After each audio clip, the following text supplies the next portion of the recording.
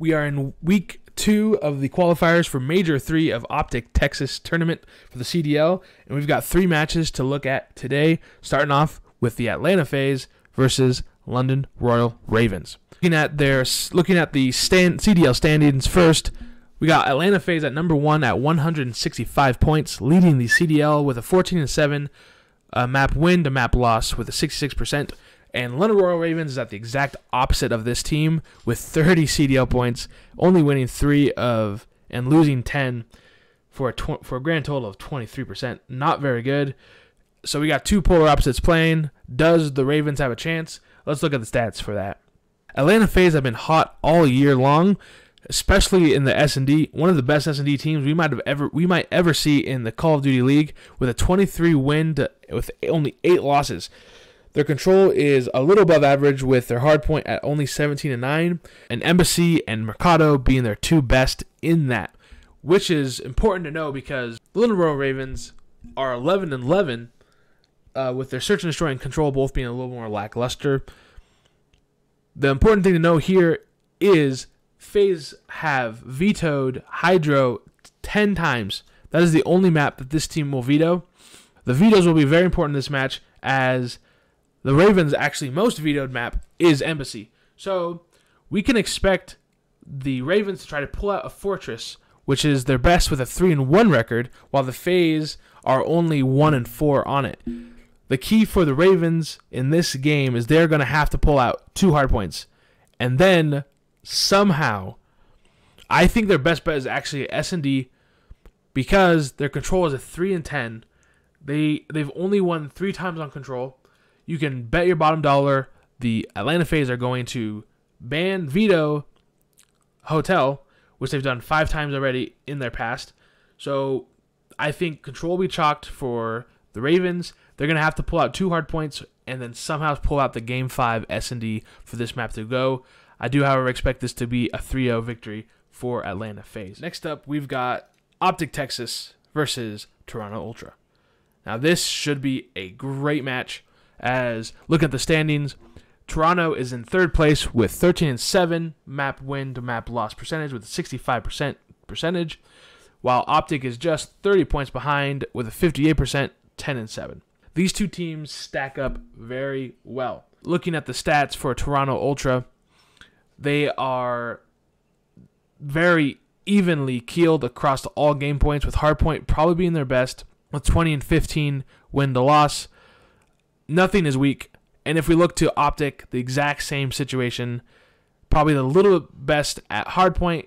However, the only thing lacking here is Optic Texas control, where they are 6-11.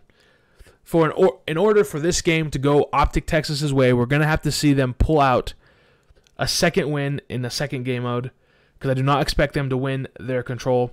Looking at the map vetoes, the important thing to note here will be that control again. The Optic Texas boys are 0-2 on Fortress, and they are only 4-5 on Hotel. So they're just a little under 500 on Fortress, and they're also 2-4 on El Asilo. Looking to Toronto, they're 3-2 on El Asilo and 8-3 on Hotel. If Optic gets the coin flip and they're able to veto a control map, they're definitely going to be vetoing Hotel, as, like I said, Toronto's 8-3. I think this whole entire match is going to come to the control. If Optic can pull out the control, they will win. If Optic lose the control, they will lose. This is going to be a back and forth map going to Game 5. Going to Game 5, and I think Toronto Ultra will pull out the S&D, as their S&D is a little worse than Optic, as Optic is 14-11 while Toronto is 12-11. I just think it's going to be back and forth every map, except that control is going to be the difference maker for Toronto, as they will win the control, thus solidifying them as the winners of this map, with Hixie coming in, helping support them the whole way through. Last up, we've got Boston Breach versus the LA Gorillas. LAG has 50 CDL points to Boston's 90, and Boston is just better in almost every way to LA Gorillas. LAG is negative in hardpoint S&D control over the whole season, while Boston is actually positive in everything. 18 and 13. They're actually just straight even with 12 and 12 on S&D and 10 and 7 in control. To think Boston will lose this is hard to believe, as LAG just are a bottom 4 team at this point. Their overall KDs for every game mode is below 1, all a 0.85 for control, a 0.98 for search and destroy, and a 0.92 for hardpoint. We can expect a full-out win for Boston's control in this matchup. The only thing that's a little scary for Boston is that hardpoint, as LAG was only 13-15. However, that is a little false, as they've been a lot better with this new squad on hardpoint. That's where things are going to be interesting. So neither team likes Mercado. Both teams have vetoed it 5 times, and they've never picked Mercado. So I'm actually expecting one of these teams to come out and actually choose it for the first time, just to see if they can challenge them on it.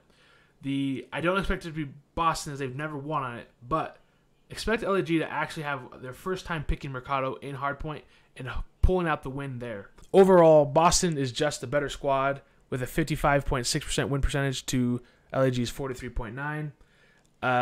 Not a single player on LAG's I would take over Boston, except for RCDs, but RCDs has not been enough to pull these guys through thus far, as one player is not enough, obviously, in the CDL. This is a superstar league. You need the superstars, and LAG just does not have them, unfortunately. So looking to this map, I expect either a 3-0 or 3-1 for Boston, which rounds out my picks today, which is Faze, Toronto, and Boston. Thanks for watching. If you enjoyed this, please like and subscribe. Please share, as I am putting a lot of work into these stat videos to help you understand what maps are coming up and what to expect from them. Thank you so much. Bless you. Have a good day.